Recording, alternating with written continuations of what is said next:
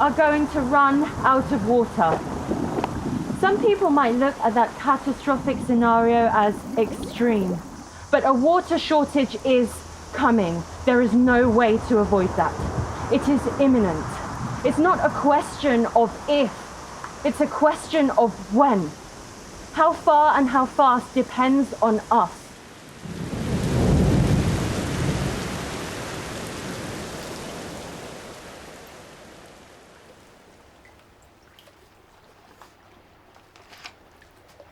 Once upon a time, in a city called London, all the people were happy, not a sad one among them.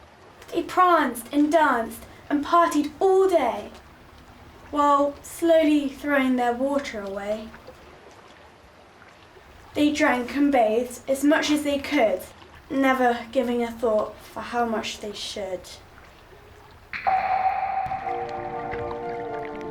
But if you start with the idea that millions of years ago, every living kind crawled out of the sea onto land, and then you think that they brought the sea with them, every living thing requires a flow of water through itself, whether it's plant or biological organism of any kind. Then you realise that not only do we all depend on water, we're all connected by the flows of water that move through the world.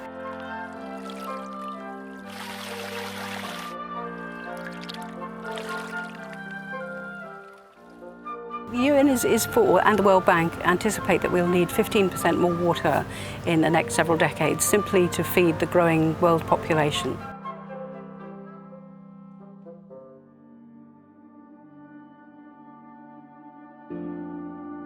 I mean, suppose you lived in a high-rise building and the lifts didn't work.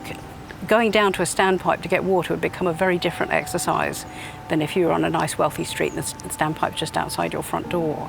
It is a fact that when water gets short, people get ugly. Your generation is going to have to take this stuff in hand if anyone's going to, because otherwise you will be fighting each other for water and resources.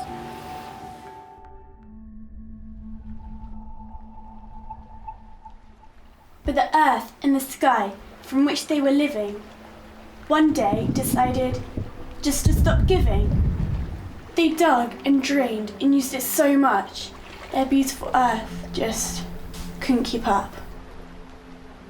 It's now a question of utopia or oblivion.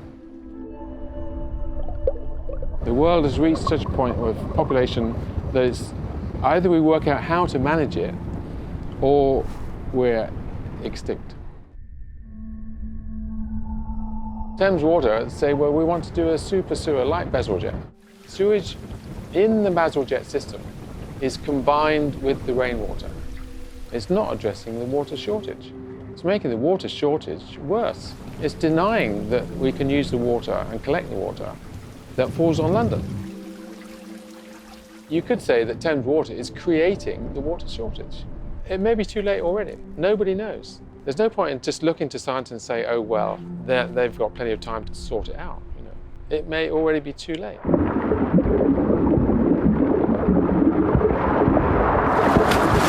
Town is currently suffering a severe shortage of water. I was in Cape Town 6 years ago and I warned them many times and they said, we already have our sensitive approach to water. But this is not enough. More needs to be done. But they never acted in time when it was 6 years ago, and now they've run out of water. But this is not the beginning. More cities will follow, and I don't mean maybe. UK Parliament government is already 10 years behind. So London is just waiting for this to happen.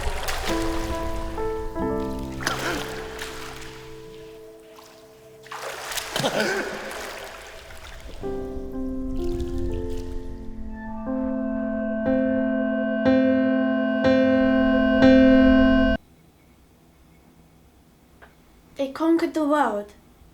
They did it. They won. But the day they lost water was the day we were done.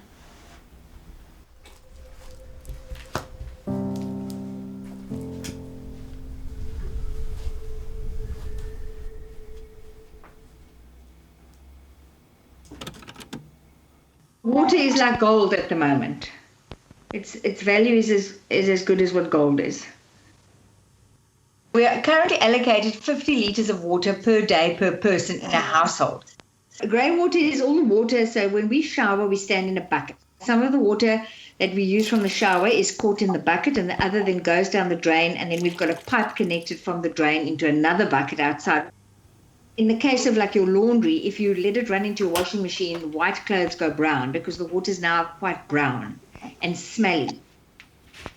Look, we use paper plates as much as we can because obviously washing of the plates. And then also if you're going to use, for instance, a bowl, you would cover it with cling wrap. I don't know what you'd call that in the UK.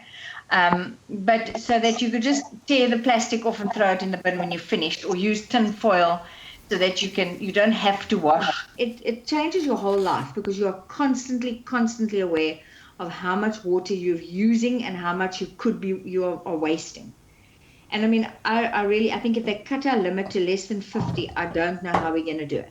Because if you take 20 litres, you can only just fill a basin to wash yourself with. We won't be able to shower. So we will have to go and fetch our water in containers and then bring it home.